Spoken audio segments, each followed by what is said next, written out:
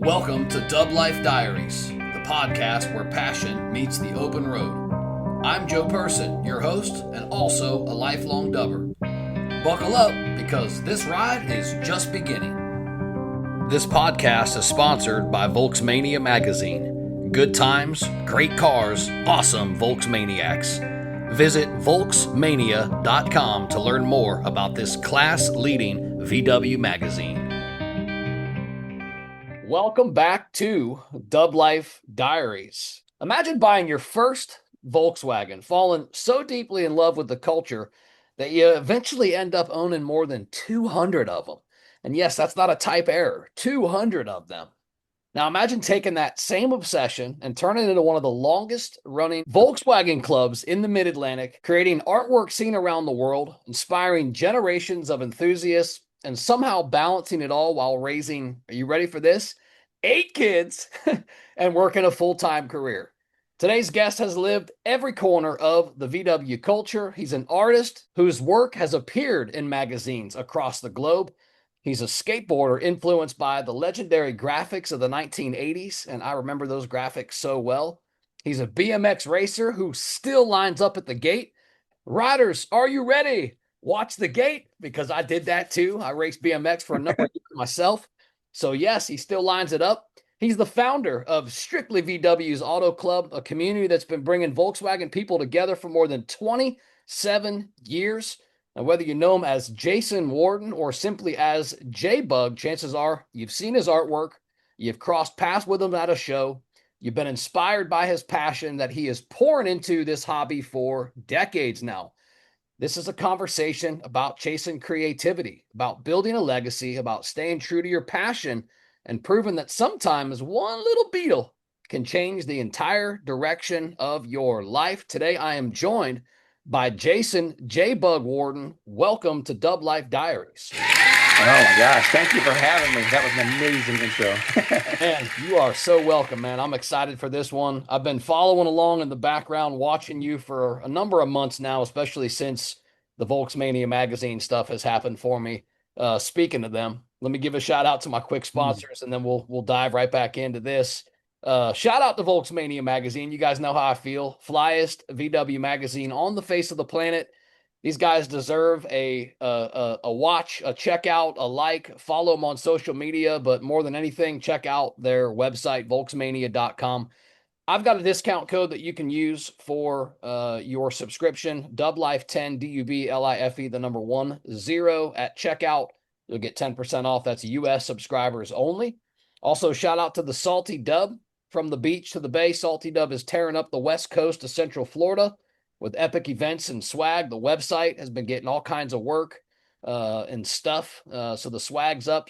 The events for the fall are starting to show up in the top. There's some drop-down menus, but more than anything, our vent clips for your vent windows and your classic rides are there, $25 for the pair, but check that out for sure, saltydub.com. Same discount code applies. So DubLife10, you get 10% off your purchase at checkout. Does not work on any of the events, only on swag. Last shout out, and then it's back to you, my friend, is Vera Upholstery right here in my backyard in St. Pete. Epic interiors for both the marine industry, but mainly for our classic whips as well. Alan Guvara, owner, award-winning artist, craftsman, just badass that builds the sickest interior ever. In my recent episodes, especially for you guys that are watching on YouTube, I flash pictures of some of his work, so you'll see that, but definitely give those guys a shot. If you need some interior work done and you're anywhere close to the southeastern part of the United States, it's worth it. Believe me when I tell you, veraupholstery.com. Okay, my friend, back to you. You ready to do this, man? Let's do it. All right, let's do it. All right, so when people hear the nickname JBug, what do you hope comes to mind for them? Oh my gosh. So father, family first. I got, like you said, 8 kids. I'm a fiance. Asked my fiance to marry me a year and a half ago, and we're about to get married in October. Skateboarder since the beginning. BMX racer, like you said, and just a collector of just cool stuff from the 80s and 90s, my childhood. And of course, Volkswagen culture. That's me. Yeah, man. Love it. Love it. So, people that have never met you before, who is Jason Wharton behind Volkswagens, behind really anything else, as just maybe a human? Well, I'm a land surveyor full time. I've been doing that for 25 years. So Wow. if people doesn't don't know me from Volkswagens and the other things I just mentioned, then land surveying has been a passion for 25 years now. Very cool. Um, That's Also, different. yeah, I do a little bit of everything. Like my parents have a bakery, so I'm a cake decorator on the side some weekends, Yo, A little yes. bit of everything, a little bit of everything. Do you remember the exact moment that Volkswagens pretty much stopped becoming cars and became an obsession for you? Yeah, so I got my first Volkswagen in 1995. My parents bought it for me because well, let me back up a little bit. I was skateboarding one day down a side street, and a cool '67 slam bug on some five spokes rode by, no engine lid, chrome motor, stinger, and I was like, that has got to be the coolest car ever. And I was just about ready to start driving, and I went to the local grocery store and picked up a VW magazine. I think it was VW Trends and Hot VWs. And I was like, this has got to be the coolest thing ever. And then, of course, I came home one night after I got my permit, and my parents had picked up a 1969 Beetle, and it was in the garage waiting for me. It was a project, holes in the floors, barely running, spray painted silver. So, I mean, that's where it all started at. Okay, man. Very cool. What year was that? Do you recall? Yeah, 1994, 95-ish. Yeah, and I think they paid maybe $300 for it. Right there, right there. So, Yeah, so my first Beetle fresh out of high school was 96. And I bought a 72 standard auto clutch off this little old lady in this area here, well known in St. Pete, called the Tyrone Square Mall. But I used to work at the Sears Automotive Center at a Jiffy Lube, and right. every day I'd come out of Jiffy Lube, and I'd get in my truck, and I'd get in, and I'd head out. And one night I got in my truck, and I look at the corner of the parking lot, and I'm like, no shit, there's a little classic Volkswagen Beetle over there. So I drive over to see it. It says for sale. It was 2 grand. So I called the phone number on. This little old lady answered, and she says, "Yeah, I'm right around the corner." She's like, "You want to hang out for a couple minutes? I'll come show it to you." She come showed it to me. I bought it.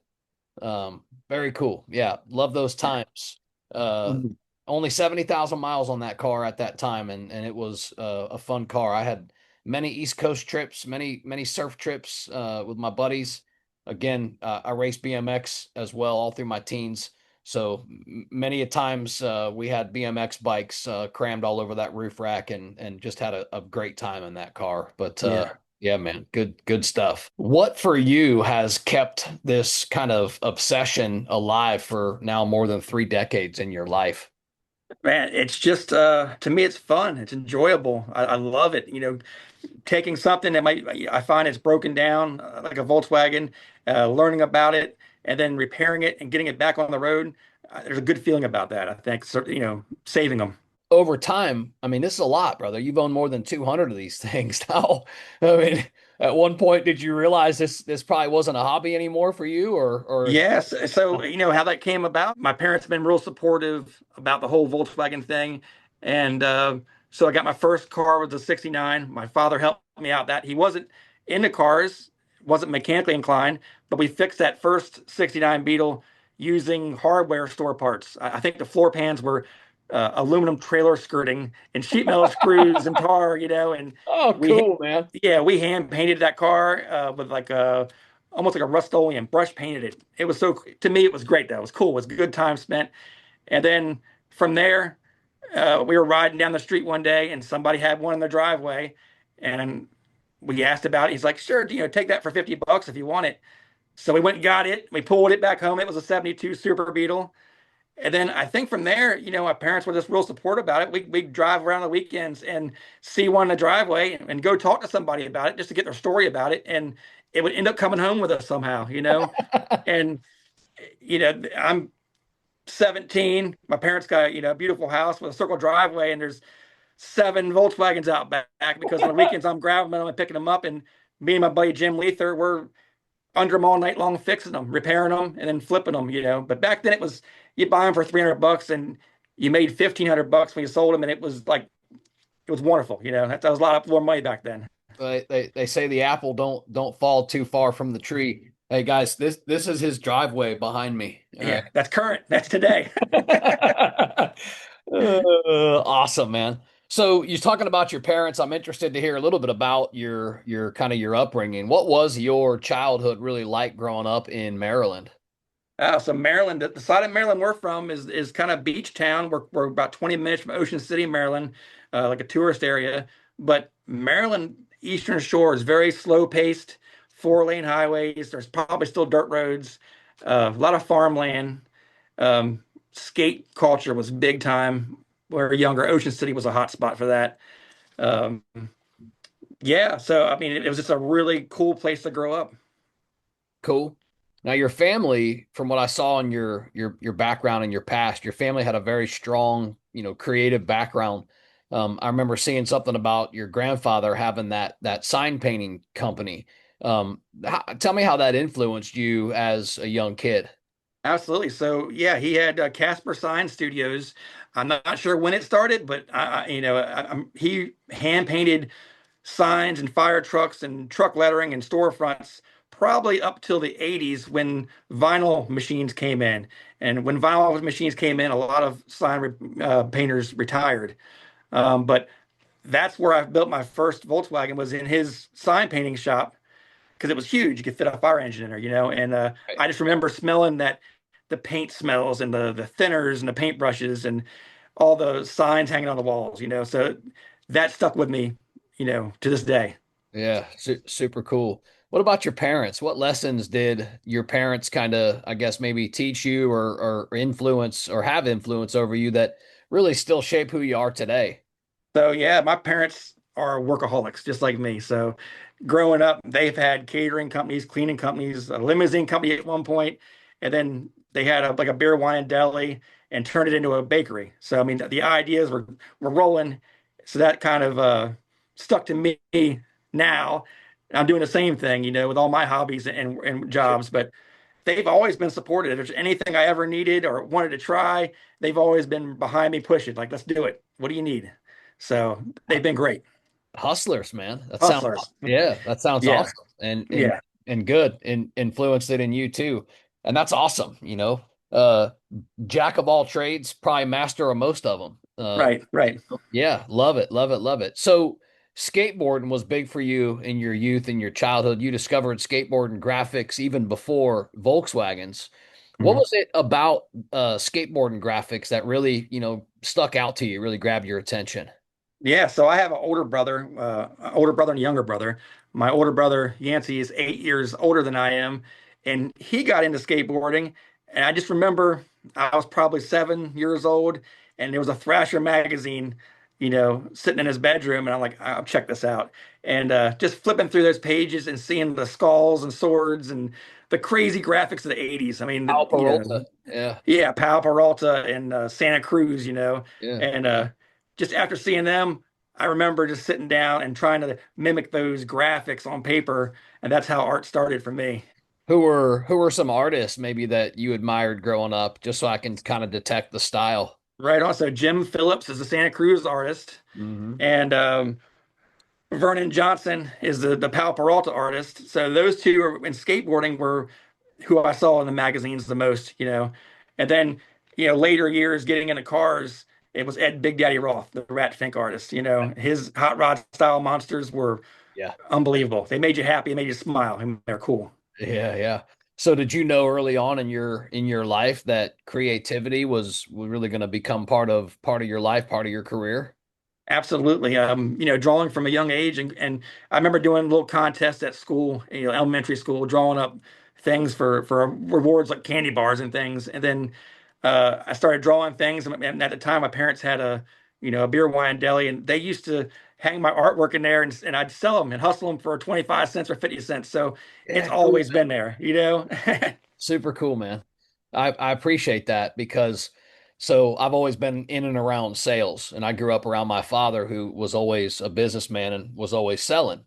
And from the time I was about 7, 8 years old, I used to go to antique shows with him, and he would set up a small booth with costume jewelry, which is fake jewelry, but still artistically crafted and pretty badass. But he would set me up next to him, and I would end up doing, thousands of dollars in sales for him, from a young age. Now, looking back at it, it was probably because I was just this little cute kid that was, selling stuff to all the little old ladies at the antique show. But it gave me this hustler nature, and for my whole entire life I've told stories about that, because I listened to the way that my dad captivated people, the way he told stories, and the way that he forced relationship on people over products, right? It was always Mhm. about connection and relationships, and throughout my career, all doing sales, I became a sales trainer, and for the last 15 years I've taught a class, and I've traveled the country, and I basically teach sales and relationships, right?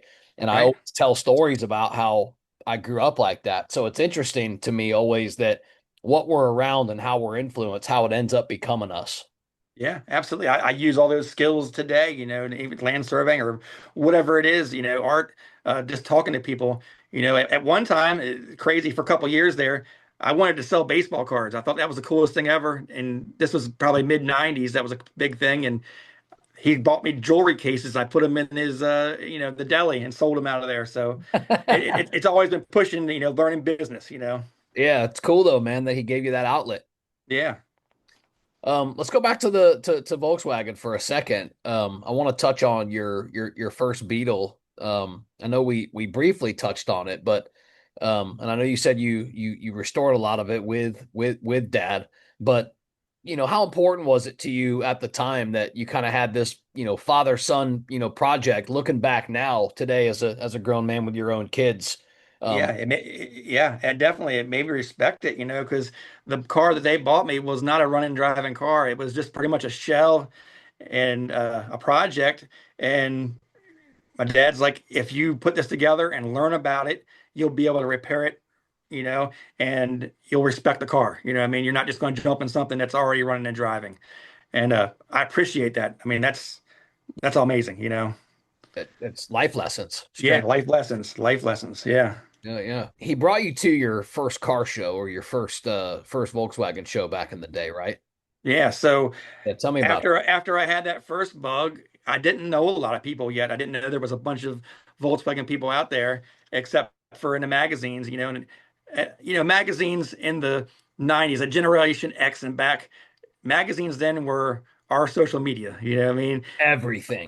They were Yeah, bro. everything. If you wanted to know how to work on something, you had to wait till the next month came out or go through back issues or what's the trending thing right now or what the cars look like. Right. And Bug Out and the Manassas kept popping up in there. And it was only 3.5 hours from us. Dreams, looking at that, like, I'd love to go to that car show. And I remember my parents saying, like, you know what, you're into this. Let's go. Let's go check it out. They never been to a car show like that. Let's go spend the weekend and check God, out this show. so And cool. oh my God, we'd made the trip, and I remember pulling up in the parking lot, which was on the other side of the highway from the show, and just seeing people carrying fenders and parts out of the show.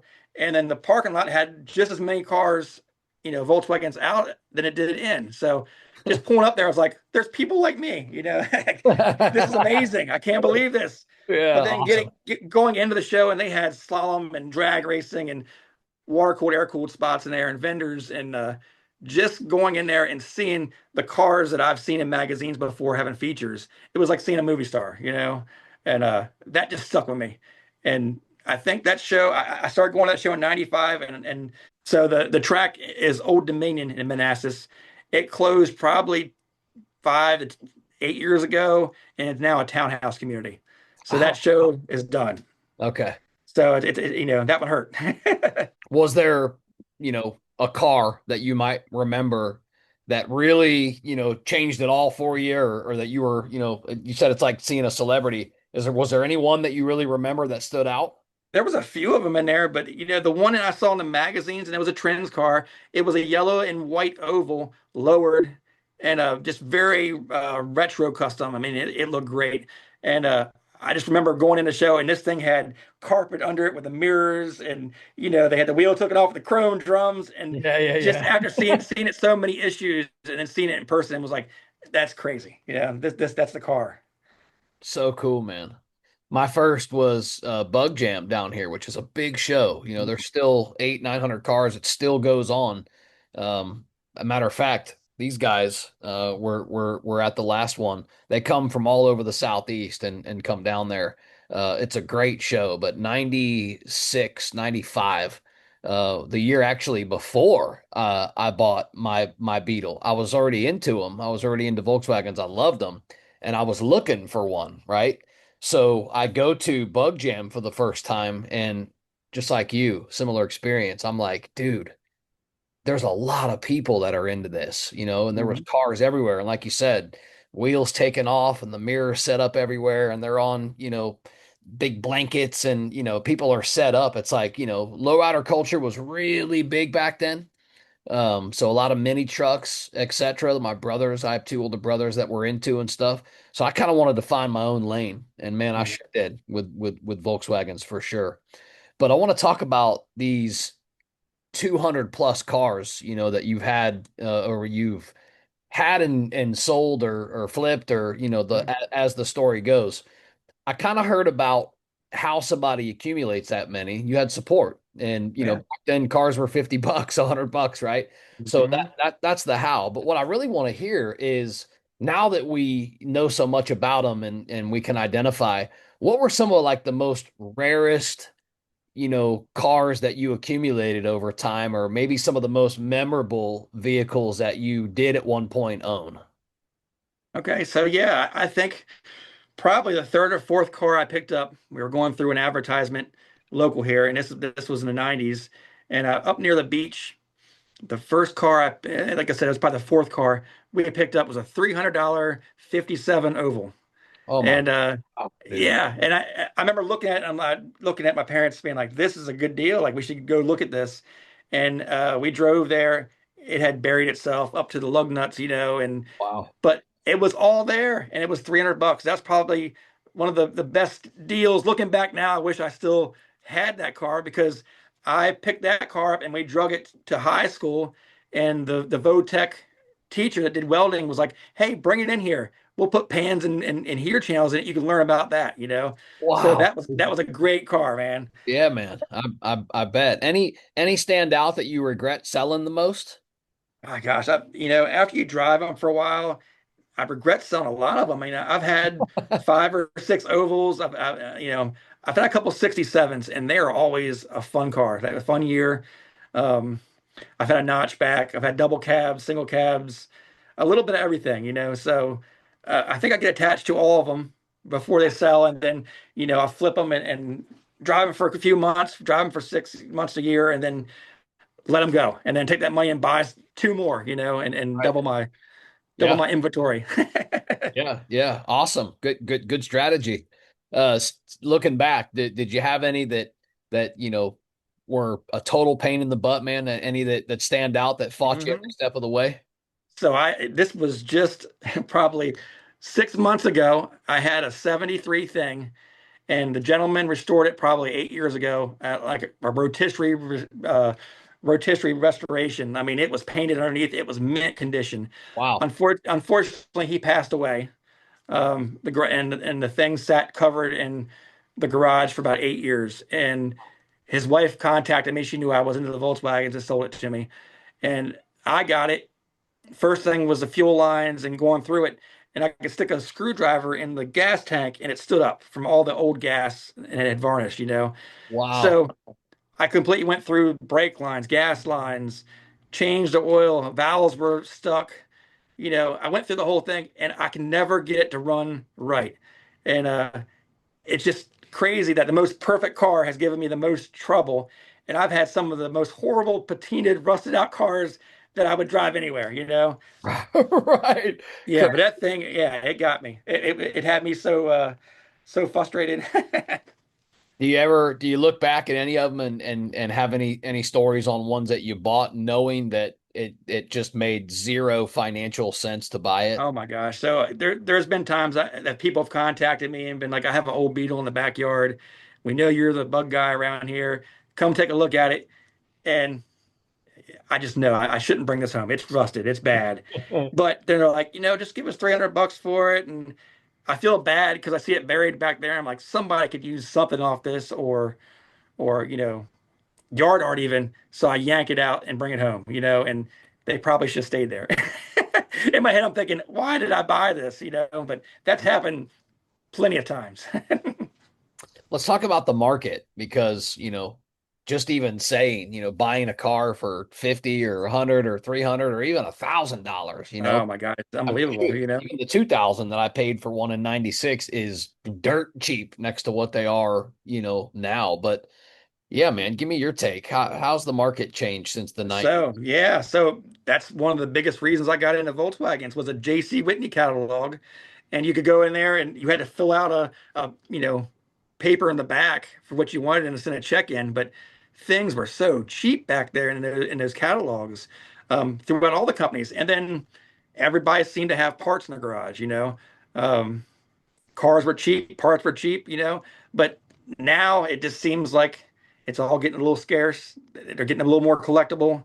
Yeah. You start watching these big car auctions, there's buses going for $100,000, and then everybody that's got a bus thinks that their buses are worth $100,000. You Right. know, yeah. So the prices are definitely going up. Yeah, yeah, crazy. Yeah, the barn door 21 windows in the Barrett Jackson. I saw one go for north of 200K. Yeah.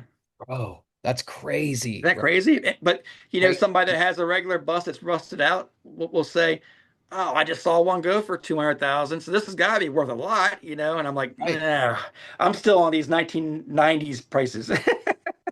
But I wish. Yeah, once in a while, some good yeah, ones pop up. yeah. You're right. But man, you got to be fast. And that is it, man. I check Marketplace probably 50, 60 times a day. I I mean, know. I'm on it. I do You know too. what I mean? I do too. I'm always looking, combing for opportunities. Right now I'm actually looking for between 68, 69, 70, 71. Stop there at 71. I want a early bay window. Yes. I'd love to have a 10 top transporter. That's really my vibe. That's what I'm looking for. I came this close to getting one just this year, in fact, right before the war and all this crazy stuff started Mhm. happening with our gas prices.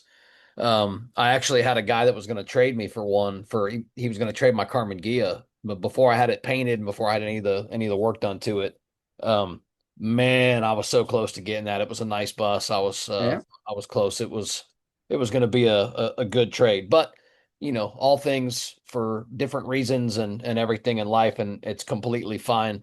So ended up keeping the Ghia, and I don't know. You've probably seen some of the pictures I have of the It's paint stuff beautiful. I got on it. Yeah. It's a It's cool car. beautiful. Yeah, You'll yeah, get a bay. I mean, they are the most comfortable riding buses. I love my split window buses, but bay windows are comfortable. I love them. yeah. I can't wait. I'll end up with one of these days. Yeah, I Yeah, will. and talking about being quick, that blue Beetle in the background is a '67 Beetle. I already have six in the driveway. I don't need another one, and that one popped up on Marketplace last week, and the price was just insane. And I gave five other people I know the link and said, you know what, you're looking for a Beetle, here you go, but you can't wait on it. You got to be quick on it. And I saw it sit there and sit there, and I said, I can't do it.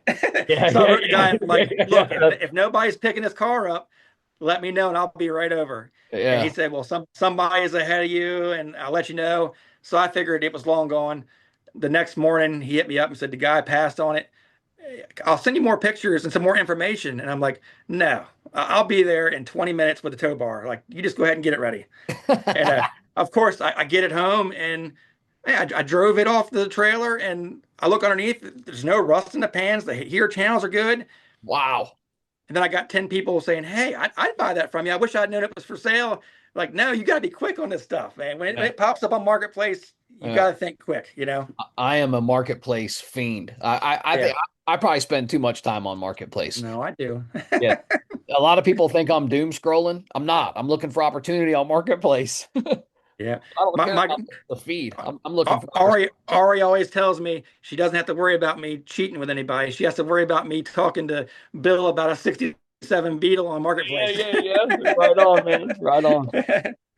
So let's talk about Strictly VW's Auto Club here for a little minute. So Yeah, before so Yeah, before the club, like I guess officially existed, you guys used to pack out Nacho Pete's, I think was your Yeah, so pack line. my first job was at Delmarva Shorebirds, was a minor league baseball stadium, and then I moved into Nacho Pete's, which is a local Mexican restaurant, which it's gone now. Wish it was still there. It was great food.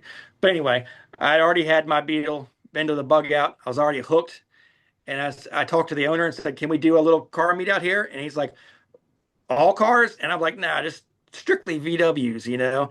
And he's Yeah, like, "Go for it, you know." And I just wanted to see how many people were in the area. I wanted to meet more people, right. and we did those monthly for 2 years, and we usually averaged 20 to 30 cars. They would come up, and then in 1998, I was like, "This is really going well. We need to start a club." And it's got to be strictly VWs, and that's where the name came from and where it all started at. Cool. You obviously didn't expect it to, obviously grow and now be strong and still going 3 decades later. But how cool is that? Really cool, you know. And again, my parents were supportive of it. My mom actually hand stitched the first banner we had for parades and things, and it's just gotten huge since then. It's been great. Yeah, that's awesome. So I'm interested to hear your take on this. What do you think separates clubs that survive the test of time versus ones that don't, ones that disappear? I don't, you know, if I could go back to 1998, I'd probably change the name from Auto Club to Family, because some Ooh. people run these clubs very strict with a lot of rules, fees, and I think that causes drama. You know, when you put money into something, there's always going to be drama. Hmm. We are a bunch of guys and girls that just want to hang out and barbecue or go do events. There's no money involved. You know, just show up and have fun. That's it. Yeah. And I think that's what makes things last long because everybody's just having fun. How has club culture kind of changed over the years? I don't know. I think there's still a lot of clubs that are laid back like we are and have a good time and have fun. If anything, it might be harder to find members now because I think a lot of people have grown up and sold their cars, or there's not as many cars, or maybe this newer generation isn't into them, you know? Yeah, I mean, around here, back then we were going to meets and there was 20, 30 cars. Now it might be 10 people show up, which is cool. We're all close, we're all having fun, but it's just not as many anymore. How has social media helped the hobby? Helped it or hurt it? What's your take on No, I think it's definitely helped it, because the 90s or before the internet, before social media, you knew your area, and you knew car shows you went to. With now, with having, social media, you're meeting people all around the world, and I've gone to shows. We went to Florida to the Bug Jam, and I think that's because we met some people there and we all packed up and went there, and hung out. And I've been just went to the trip in Puerto Rico, met some friends there, and it's a lot of social media that got us there, Yes. I was talking earlier about D Note. I met him on social media. So Yeah, me yeah, too. Me too. And then he yeah, ended up coming on. What a cool guy, stand up dude. yeah, yeah, Jack Sims as well. yeah. Jack has been in our car club for years. He lives about 2 miles from me. I was just at his house last night, so we're all tight Dude, friends. yes, super cool, man. What a cool guy, Yeah, special dude he yes, is. He's yes, actually he's coming up, man. His podcast episode is going to be in 27 right, Mania. So yeah, very cool. Um, yeah. so tell me about your philosophy on welcoming new, I guess, enthusiasts, we could call it, but new guests into your strictly VWs. Yeah, well, we welcome everybody. And you don't even have to have a Volkswagen to come hang out with us. Oh, We cool. do barbecues. When we first started, we did bowling nights at the local bowling alley. Heck yeah. We try to have good family fun, so we do that. We had adult dodgeball league.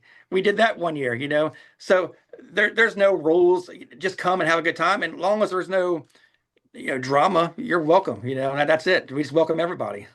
Yeah, the no drama thing, man. I love that that's something. I really do because I had the guys from 303 from Denver come on, and that was like his only thing that he was promoting was like, look, man, I'm open. We're open to really having anybody be a part of Yeah. 303, but we don't do drama at all. Don't do drama. Nope. And you got to snuff that out quick because that is Yeah. a cancer for any club or organization. Yeah. So luckily we haven't had any of that, and all the years we've been here since 1998, we've never had anybody that's really been, you know, You it's been know, drama man. free. Been Yeah. good. It's been good. Yeah, and I'm proud of that for sure. And Yes. our community in this local area is pretty drama free as well. Yeah. Well, I think Volkswagen people in general, man, we're all cool, relaxed people, and I think it's a Volkswagen thing. It's a community thing. Looking back, what are maybe some things you're most proud of when you look back at the history of almost 3 decades of strictly VWs? Man, just some of the best memories of my life. Um, we've had members come and go, but when we all get together, it's just fun. And introducing, like Ari just got into Volkswagens herself, and she had no clue about the car culture or Volkswagen culture. And then our first event we went to, we hung out with everybody, ate food, laughed, had a good time. And she's like, I get it. This is really amazing. And that's a good representation of our club, and the whole Volkswagen culture is just getting in there and having a good time and, Mm, making memories. yeah, man. Excellent. All right, let's touch on art for a minute. Hmm. Your life basically. So you found a way to combine art to combine Volkswagens and kind of turn it into a career, if you will. Paint that picture for us. Tell us how that came about. All right. So, I was already doing hand-drawn cartoons and things throughout school. Um, I was actually in a visual performing arts program my senior year, which is 3 hours a day of nothing but art. And my teacher there, Mr. Morris, uh, used to look at my bug because it changed paint jobs about once every month. I had flames on it, or I had, painted it two-tone or whatever. And he's like, someday I see it in your future. You're going to be into customizing vehicles somehow because, what we see.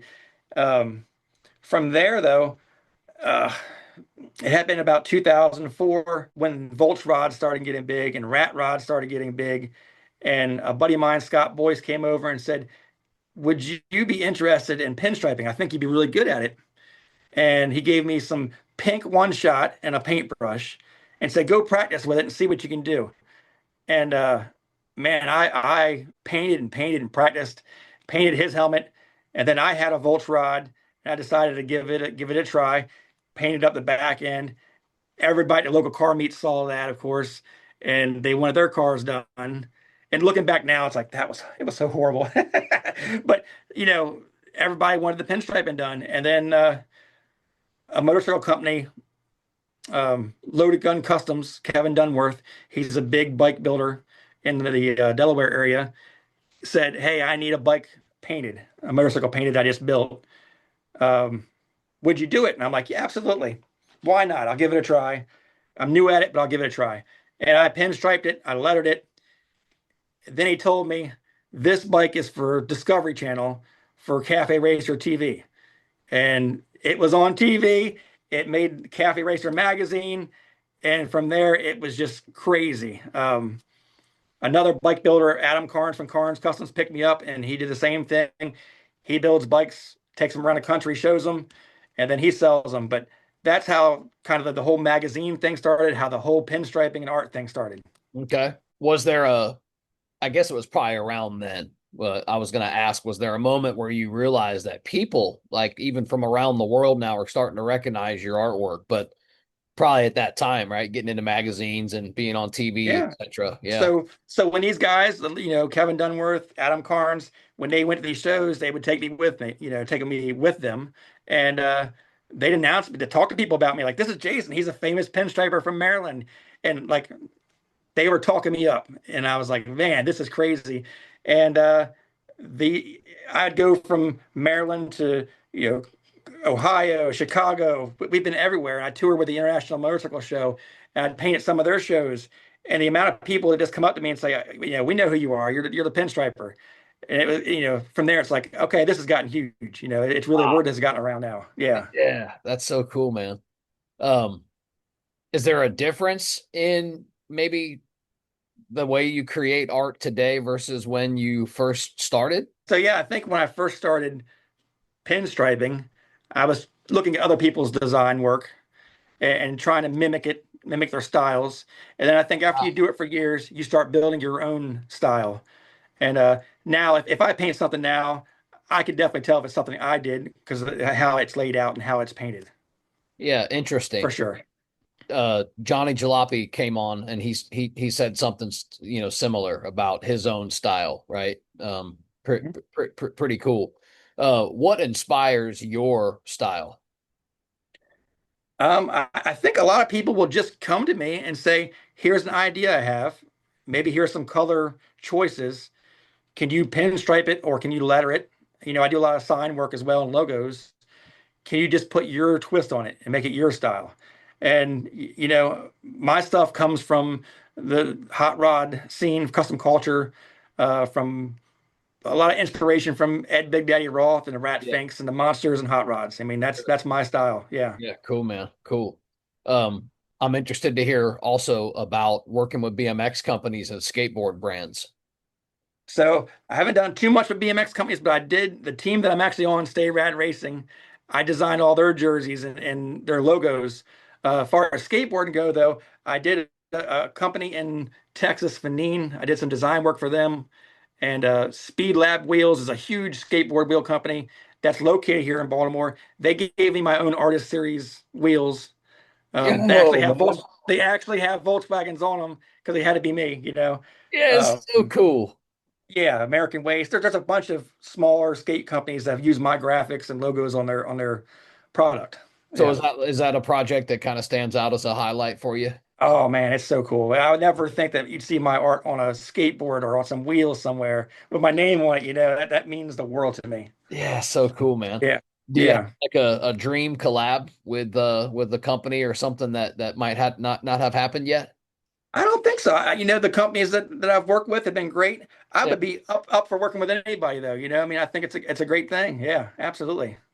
I want to touch more on skateboarding, on BMX and kind of car culture because it feels like, you know, the Volkswagen community kind of attracts similar personalities. And it feels Hmm. like a lot of us in the scene, we have skateboarding stories, we have BMX stories, we have Volkswagen stories. Why do you think that specifically those three overlap, those three worlds kind of overlap so naturally? I just think it's that culture from the 70s and 80s, surf culture, skate culture, Yeah. car culture, it all just blends together. If I've gone on sites before, like pinstriping sites or hand painted sites, and people are like, "Hey, what's everybody else's hobbies? Let me see what kind of car you drive." Like 70% is old Volkswagen Bugs or mini trucks, and it's like, oh, that's cool. It's a big group. It all just moshes together for sure. Yeah. So cool, man. As a father, as a career-minded dude, a family dude, what keeps you still involved with BMX today? Because in the beginning of this, we talked about how you're still racing, you're still lining up at the gate. Right. I look back at those times in my life. I swear they're some of the best times of my youth, my childhood. I loved racing BMX. I'd never think about doing it now at my age. Maybe I should. So I'm interested to Yeah. hear from you. What keeps you doing it, today still? I think that's my rush, man. That's just getting on a bike and the gate dropping and then pushing hard as I can, for the track, getting the heart racing, getting the blood going. It's great cardio, good exercise. Even my personal doctor's like, man, keep riding the bike. It's good for you. Um, yeah, I just love it. And the people I ride bikes with, I have a class that's 40-year-olds and 50-year-olds, you know what I mean? So we're all cool together, hanging out, It's just a lot Yeah. of fun. Yeah. Yeah. What is that class? I'm in the cruiser class now, and it's basically, I think it's 41 to 51, maybe. It's somewhere in that range. Yeah, there's like a 10-year gap on there. Yeah, Yeah, cool, man. but yeah. Yeah, that'd be cool. So I I would moved up. consider it myself. I was in the novice class when I started, and I moved up to intermediate, and that's when I realized that I'm not fast as these guys. It started slowing down, and I was riding a 20-inch bike. My back and my hips were just like, there's no way. So I moved back up to a 24-inch bike, and I'm loving it. It's a lot easier to ride. Yeah, it's like the Cadillac, man. It's a Cadillac, yeah. Yeah. I can still, get a little bit of air and cruise Yeah. fast, but I'm not at such a bent over angle it hurts so bad, so. Right. Yeah. I love the I raced cruiser class too, right? In my late teens, right before I got out of it. Well, maybe mid-teens, 15, 16, era, but I had that 24 profile, love that bike so much. I could bunny hop that bike so high. Like you said, I could air it out. I didn't really hit like the long stretched doubles, but the smaller doubles that I could air out over and, have my rear entry be real smooth. I would do it, and it always felt so good. I love that bike. That bike was so smooth. Just like you said, good nice Cadillac of bikes for sure. Probably missed probably 3 months of racing this year, and we just went on Saturday night and said, let's go. And it was Ari, actually, my fiance Ari is her first time racing, and we got done, and it was like, man, what a rush. Like, I'm feeling great. I can breathe good. I can't wait to do it next week now, so Yeah, it's good an for you. addiction. Yeah, good for you. I love it. Do you see yourself slowing down anytime soon? No, so I got a saying, I heard it not long ago, till the wheels fall off. And I think that's how I'm going to handle everything from here on out. Okay, I'm man. just going to keep doing it till the wheels fall off. I like it. I like it. All right, let's talk about life outside the hobbies, for a second. You had mentioned that you've been a land surveyor for 25 years. Let's talk a little bit about that. How do you kind of manage balancing that career with everything else that you do? Yeah, so I'm a land surveyor Monday through Friday, usually, 6 till 4. I use that to my advantage though, because I'm on different job sites every day. I'm seeing people's backyards. I know what they got in their garages. Hey, yeah, man. So, Love that. but I'm a person. I don't think I could sit in the office all day. I need to be outside doing things, and we definitely have cold days and hot days, but I love being outside. I get done at 4 o'clock. In the beginning, they used to call me the laundry room artist because I wanted to still be involved with family things, watching TV and movies with the kids. So I would paint in the laundry room on top of the dryer, so I could be in the middle of everything still. Um, so yeah, younger days I could push it till midnight, 1 o'clock, and then start over again. So, but Yeah. you gotta be involved with the kids and things too. So. Oh yeah, yeah, yeah. No, super cool. And just the fact that you say that, I know you're locked in there. I'm interested to hear this though. How do you switch from the technical aspects of land surveying to creative style, artistry style work?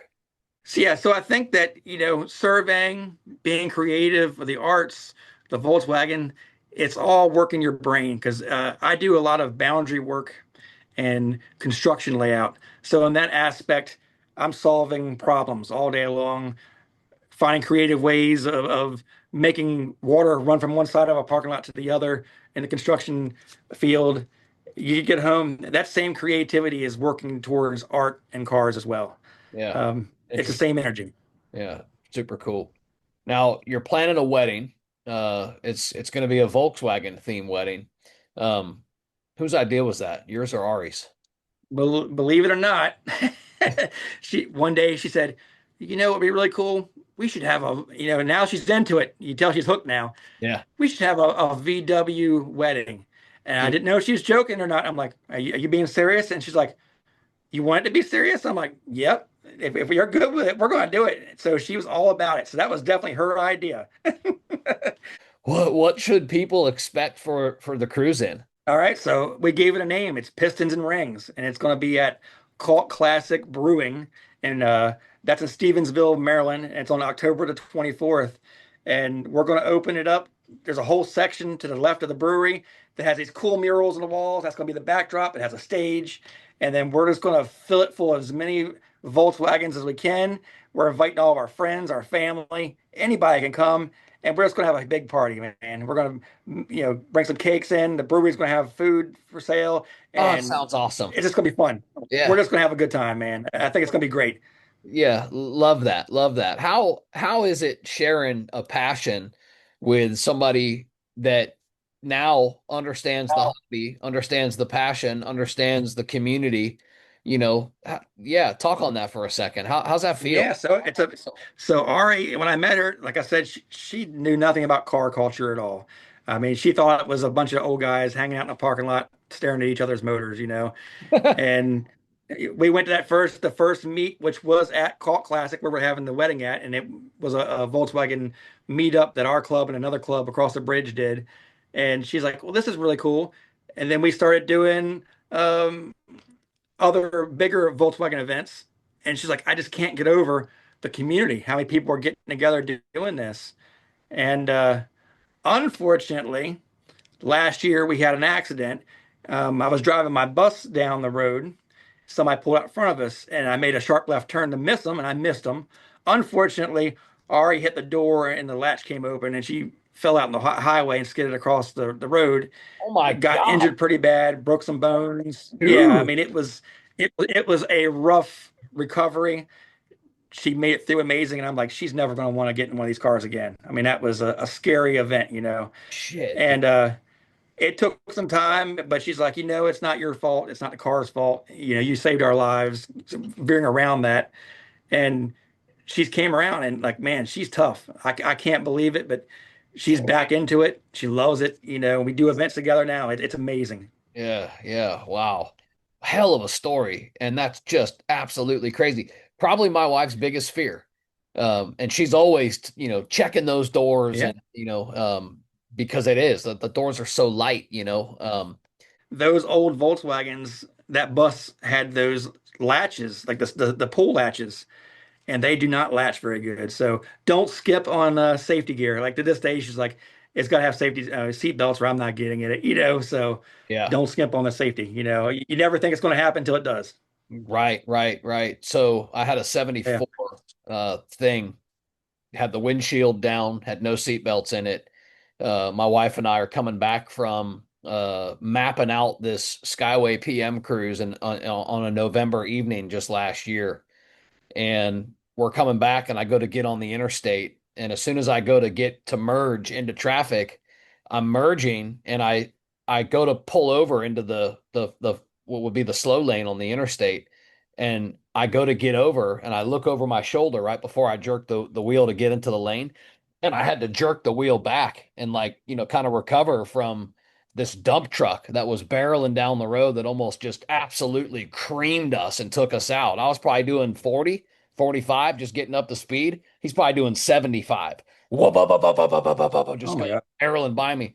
After that night, my wife was like, "Listen, I love you, and I love this hobby, and I'm glad we have it, and we're, doing shows and all that, but I'll never ride in this car again, ever."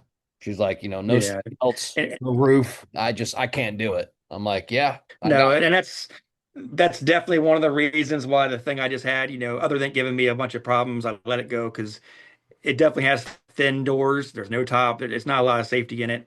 I right." love the car, but yeah, we gotta make sure the family's safe. And I just picked her up. She wanted a convertible, and you can see it in the driveway back there, the blue 70 Carmen Ghia. We were at Yeah, Cruise Week, and I bought that for her, and that got her back rolling again. She loves driving that convertible Carmen Ghia. awesome, So man. It's such a cool car. yeah, We've got a 71, yeah, and that's my wife's, and it's just such a cool car. Such a sweet, smooth ride. It's got the auto clutch, so it is kind of, it kind of putts along. It's not really yeah, the racer, but dude, I love it. I love driving it. yeah, putts along point A to point B very, very well. It's such a quiet car because it's so stock that sometimes I'm listening to music in it. I got this big, speaker, Bluetooth speaker. Sometimes I'm listening to music in it, and I'm cruising. I'll stop and slow down for a red light, and I'll have to pause the music to see if it's still running because it's so quiet. yeah. No, but she's amazing, man. And like I say, out of all the hobbies I have and all the stuff I do, she's right next to me, jumping in and kicking butt. So I love her to death. That's amazing. Yeah, that's awesome, man. Now, out of everything in life that you've accomplished, I know one thing that you say you're most proud of is being a father of 8 children. Let's talk about Yeah, that for a yeah. second, man. Yeah, tell me what you're most proud of there. Oh man, just watching them grow up, man. That's it's amazing. Just watching them grow up into adults. Four of my kids are now out and they have their own houses, they have their own jobs and careers. Wow. And one's about to make me a grandfather, and then I'm the four younger ones are going through it and going through elementary school to high school, and it's watching them grow up, man. It's amazing. And isn't it crazy how fast it happens, man? When we're young, our parents tell us, they warn us, and they say, life happens fast, and really enjoy these moments and etc. And you don't when you're young. But now that I'm older, I'm 49 and I've got 5 kids myself. I am quite literally, it feels like some of their best years, their baby years, where they were these little babies looking up at dad saying, please hold me. I feel like that was a month ago, 2 months ago, and it's 15, 16, 18 Yeah, years good. ago, man. It's just crazy, crazy how fast the time goes. Yeah. My mom's yeah, my mom always said don't blink because it'll be over before you know it. And she Yeah, was right on with that, man. yeah, yeah, yeah. Heck yeah, man.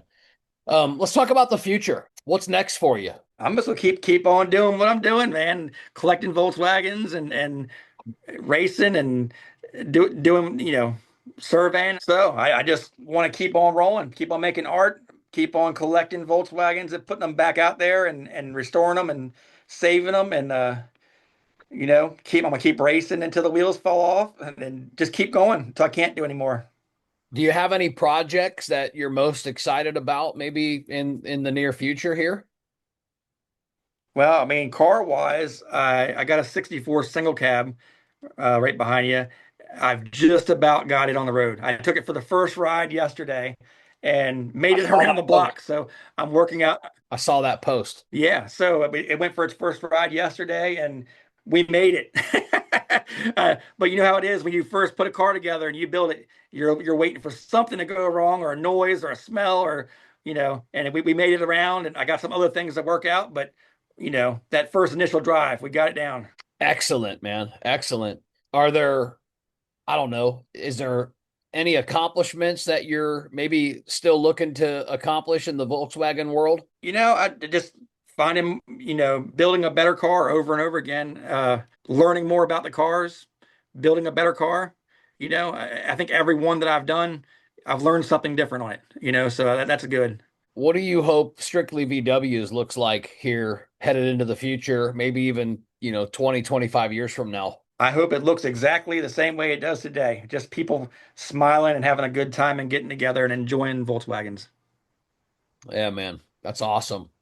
All right, dude, I got some rapid fire questions for you. All right. These are questions that would, in a sense, deserve Okay. kind of a fast response. However, I'm not going to detour you if a story comes, if a story comes to Oh, any of these, dive in, tell it. Rapid fire. You ready? let's go. All right, let's do it. Split window or oval? Man, that's a tough one. I mean, of course, who wouldn't want a no bug? I don't know that we'll ever find one, but I would be just as happy with an oval window. Cow look or German look? I am definitely cow look. I love the 80s cow look style, no chrome, painted wheels, black rubber lowered. So I definitely have to go cow look. Nice. Patina or perfect paint? Nope, I'm definitely a patina. I really think a car that's been weathered and has the dings and dents is much funner to drive, and it definitely has a story, has a lot more character. So I'm definitely a patina on that one. All right. Early bus or late bay? Ooh, definitely early bus for looks and late bay for comfort and driving. I hear that a lot. Okay. If you had to choose one, Beetle or Carmen Gia? I am a bug guy. Okay. I love driving Carmen Gias, but I'll always be a bug guy for sure. Baja or Street Bug? Man, they are both so cool, They but I are. think I'd have to go street bug for sure. Yeah, I love Bajas too. I But know. yeah, I think if I had to choose between the two, a street bug would be it. Yeah. I really like myself lately, last probably year and a half, 2 years. I've been just really into Volks rods. I Mm. love I those. love those too, man. Yeah. Yeah. Yeah. All right. Favorite And talking about Bajas, I just watched that Baja movie that just came out, and man, after you watch that movie, you want a Baja so bad. I love Bajas, dude. They are, especially when Yeah. when they're done up, proper. Uh, Yes. big front end and just yeah, juicy. Yeah, I love them myself. Um, Favorite decade of Volkswagen history. I would say it's got to be the 60s. The 60s are the best cars came out of the 60s, right? So I think that's a fun time. I would definitely go with the 60s. Okay. Is there a dream Volkswagen that you haven't owned yet? You know what? If I could find a split window, I think that would be amazing. Maybe a split window lowered with some, some wheels on it, and I think that would be a dream Volkswagen for sure. Yeah, man. Cool. Cool for sure. Do you have a favorite skate brand? It's always got to be Pal Peralta. Yeah, yeah. Cool, cool, cool. Yeah, Sure, for sure. Favorite BMX rider? it'd be a tough one, but what's funny is there used to be a pro BMX rider named Jason Wharton out of Arizona, and Hey. every time I go to races, people would come over and be like, "Oh man, are you the same guy that used to race back in the '80s? For Diamondback?" And I'm like, "We're not the same," but that's so funny that that there was somebody with the same name racing. Yeah, so cool. That's cool, man. And Diamondback. Haven't heard that name fuck forever, bro. That's cool. Right? Diamondback. Mongoose. Yeah, Mongoose. Yeah. Yeah. How about a favorite artist? You got a favorite artist? I'd have to say that at the moment it's got to be Ed Big Daddy Roth. Um, I just became a licensed Rat Fink artist last year, and that's it was a big deal. I mean, that was a goal I had for a long time, and I talked to his wife, and we made it happen. So definitely Ed Big Daddy Roth. Cool, man. Super cool. Um, maybe most underrated VW modification. Man, you got to have good seats. My buddy Marcos Figueroa owns Phoenix Upholstery here in Delaware, and he has done my last three Volkswagens. It is unbelievable how much comfortable it is to drive a car that has brand new cushions and interior. I mean, it'll save your back. Yeah, Yeah, well, and it changed the whole look of the car. But as far as like comfort, man, being 46, I've driven some cars with bad seat foam, springs showing through, and yeah. it just hurts getting out, man. So I would definitely say get your seats done. Okay, I like it, dude. That's a Yeah. great one. Yeah, for sure. What's one Volkswagen myth that you'd love to erase forever? Maybe heat, because everybody I talk to is like they have horrible heat, but I haven't really had that bad of a problem with it. As long as your channels are good and your heat hoses are hooked up, I've melted packs of crowns from the kids in the back seat, so I know it works. But everybody I talk to, oh, they never have heat. Dude, I'm the opposite, right? So I'm down here in St. Petersburg, Florida, and all the heat works in my Carmen Ghia. Yeah, And I can't really drive it during the summer because that heat blows so damn well that it's so hot in that thing, and it doesn't have the vent yeah, windows, you can't open it up and right. force the air in. So until Loose Nuts comes up with a windshield for that thing, I'm gonna be sweating it in the summertime when I drive it. Best Uh, windshields ever, man. I had a loose nuts in my last bug, and that they were great windshields. Love them. Yeah, Yeah, yeah, those guys, man, those are super quality. Those guys were just on just a couple weeks ago. yeah, absolutely. Yeah, great dudes. All right, here's a good one for you. What's one word that describes the Volkswagen community? Man, just happiness. The community is great. Everybody's so positive and welcoming. We just went to Puerto Rico for Volky Fest, and uh, everybody's so welcoming. They didn't know us. We came from Maryland, and we stayed there for the weekend and got shown around and fed and danced, and it was just a great weekend. But that's a good representation of the VW community. Everybody's just so positive and happy. One person in the VW community that you think everybody should know about. Man, there's so many, man. But I tell you what, I'll give you two of them because they've been very big positive influences in VW community this year for me. First one is D Note, living that Volts life over in LA. That's where I Yeah, got man. my change from. But he is a huge positive influence in the VW community, always happy. And Jack and Levette Sims are there from my hometown, and same thing. They've always been there for everybody and doing tech days and helping people work on their VWs and posting up VW shows. So those are my two favorites that everybody Awesome. needs to go find. Yeah. Yeah, good mentions. And both those guys, awesome. They've both been on. What a pleasure to meet them both. As you know, and I've said before, Jack's got his episode coming up here in the next Volksmania. What a Right. fantastic guy and promoter, man. He's, not just, all events and shows and everything that he does inside the community for himself, but anytime he ever can try to get this podcast in front of somebody, he's Hmm. for me. and he's trying to get me guests, and what a great guy, man. So He works hard for the VW community, man. He always has. Yeah. yeah, man, he really does, and it shows. But yeah, great dude. So I appreciate that for sure. Yeah. So when it's all said and done, what legacy do you hope that J-Bug leaves behind in this Volkswagen scene? Man, I just want people to say, damn, J-Bug he was kind to everybody, welcome to everybody, and super positive. I try to have that positive mental attitude on everything, and I hope that's what I leave behind. Good Yeah. father and just loves life and loves everybody. And that's a wrap for this episode of DubLife Diaries. Thanks for riding along with us and diving into these incredible stories of the people in the dubs that drive their dreams. If you love today's episode, don't forget to subscribe or hit that follow button so you never miss an adventure. Do you have a story to tell or know somebody else who's living the dub life? Awesome! Reach out to us. You can find us on all socials at DubLife Diaries or shoot me an email. I'm not hard to find. DubLifeDiaries@gmail.com. Until next time, keep the engines humming and the wheels turning, and always follow the road that inspires you. This is Joe Person. I'm signing off. I'll catch you on the next ride.